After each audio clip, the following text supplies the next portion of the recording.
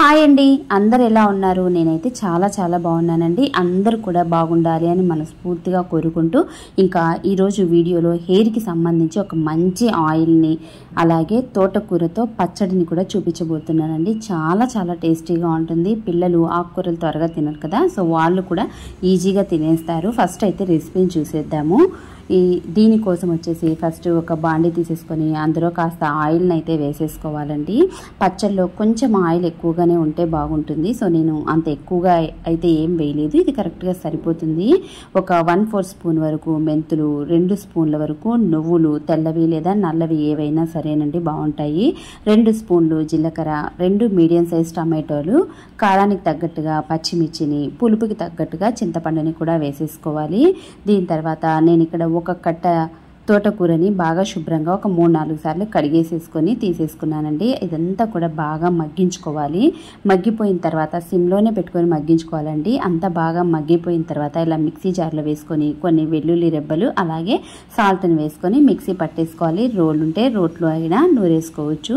దీనికి తాలింపు పెట్టడం కోసం ఇక్కడ ఆవాలు అలాగే జీలకర్ర, తర్వాత కొంచెము ఎండుమిర్చి, ఆనియన్, కరివేపాకును, కొంచెం ఉద్దిపప్పుని, కొంచెం పసుపుని కూడా నేను తీసుకున్నానండి. దీన్ని అంతటిని కూడా బాగా కలిపేసుకోవాలి. ఇదంతా కూడా పూర్తిగా మనకేమి మగ్గాల్సిన అవసరం లేదండి, కాస్త వేగితే సరిపోతుంది. ఈ పోపు అంతా కూడా ఇందాక మనం చేసి పెట్టుకున్న పచ్చళ్ళు అయితే వేసేసుకొని అంతా కలిపేసుకోవటమే చాలా టేస్టీగా ఉంటుంది. ఆ వాసనే మనకు ఇంకా తినాలనిపిస్తుంది. టేస్ట్ కూడా అంతే బాగుంటుందండి. తప్పకుండా ట్రై చేయండి. వేడి అన్నంలో ఈ చట్నీ కాస్త కలుపుకొని తింటే చాలా బాగుంటుంది. పిల్లలకి కాస్త నెయ్యి వేసిస్తే ఈజీగా తినేస్తారు, అంత టేస్టీగా ఉంటుంది. ఇక్కడ నేను రైస్ గురించి చెప్పాలి అనుకుంటున్నానండి. నేను బ్రౌన్ రైస్ వాడుతున్నాను లేదా నార్మల్ రైస్ వాడుతున్నాను అంటే నేను రెండింటిని యూజ్ చేస్తున్నానండి. ఎందుకు అనేది ఇక్కడ నేను చెప్తాను. నేను రెండింటిని ఇక్కడ మీరు గమనించినట్లయితే బ్రౌన్ రైస్ ఉంది, తర్వాత రెగ్యులర్గా మనం యూజ్ చేసే రైస్ ఉంది. రెండింటిని కూడా నేను ఈక్వల్ క్వాంటిటీలో తీసుకుంటాను. ఈక్వల్ క్వాంటిటీలో తీసుకొని రైస్ని అయితే కుక్ చేసుకుంటాను డైలీ కూడా.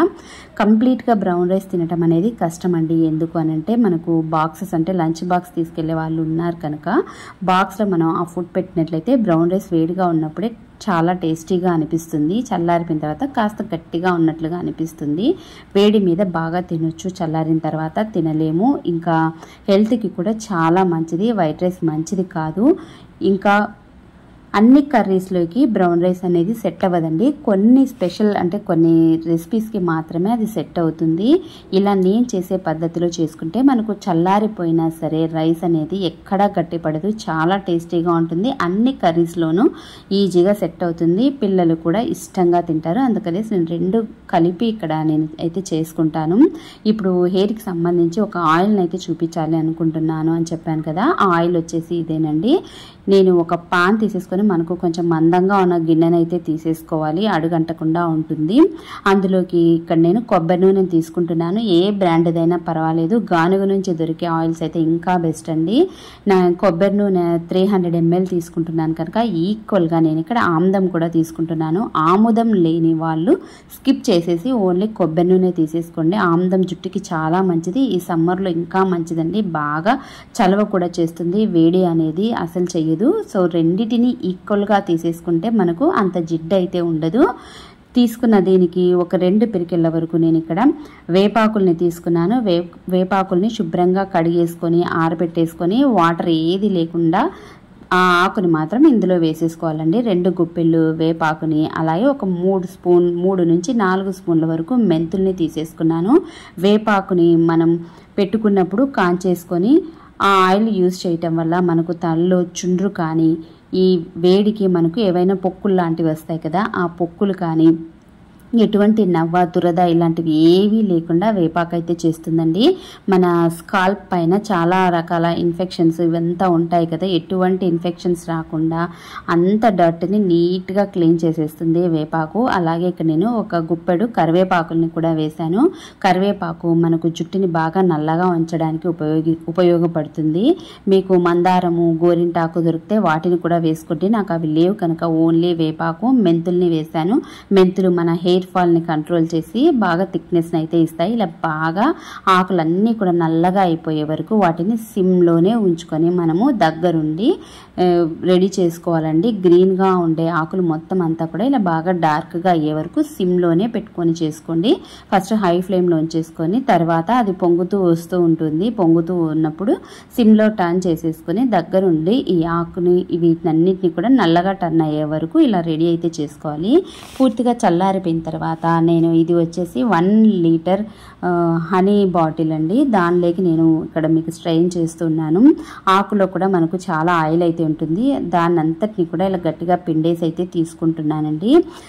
నేను ఎంత ఆయిల్ అయితే వేసానో అంత ఆయిల్ మొత్తం నాకు అసలు ఎవాపరేట్ అవ్వలేదు. ఆయిల్ని ఎప్పుడు కూడా మనం హై ఫ్లేమ్లో ఉంచి రెడీ చేసుకుంటే ఎవాపరేట్ అయిపోతుంది. అలా కాకుండా సిమ్లో ఉంచుకొని చేసుకుంటే మనం ఎంత ఆయిల్ని అయితే వేసామో అంత ఆయిల్ అలానే ఉంటుందండి. ఈ ఆయిల్ని వారానికి 2 రోజులు లేదా వారానికి 1 రోజు నైట్ పెట్టేసుకొని ఈవినింగ్ లేదా నైట్ పెట్టేసుకొని నెక్స్ట్ డే హెడ్ బాత్ అయితే చేసేయండి. చాలా చాలా బాగుంటుందండి. చూడడానికి నల్లగా ఉంది కానీ చేతిలో వేసుకుంటే గ్రీన్గా ఉంటుంది. ఈ ఆయిల్ని పెట్టుకోవటం వల్ల మనకు చలవ చేయడంతో పాటు చుండ్రు కానీ ఎటువంటి పొక్కులు హెయిర్కి సంబంధించి ఎటువంటి ఇన్ఫెక్షన్స్ ఉండవు. హెయిర్ ఫాల్ని కూడా కంట్రోల్ చేస్తుందండి. చాలా బాగా ఒత్తుగా మనకైతే పెరుగుతుంది. మీరు 1 నెల ఈ ఆయిల్ని వాడి చూసినట్లయితే వారానికి 1 రోజు లేదా 2 సార్లు మీరు హెడ్ బాత్ చేయడానికి ముందు దీన్ని వాడితే మీకు మంచి రిజల్ట్ అయితే తెలుస్తుంది. ఇంకా ఈ వీడియో మీ అందరికీ యూస్ఫుల్ అవుతుందని నేను అనుకుంటున్నాను. వీడియో నచ్చినట్లయితే తప్పకుండా ఒక లైక్ చేయడం మాత్రం అస్సలు మర్చిపోకండి. సబ్స్క్రైబ్ చేయండి. Thank you for watching. మరొక వీడియోతో మళ్ళీ కలుద్దాం.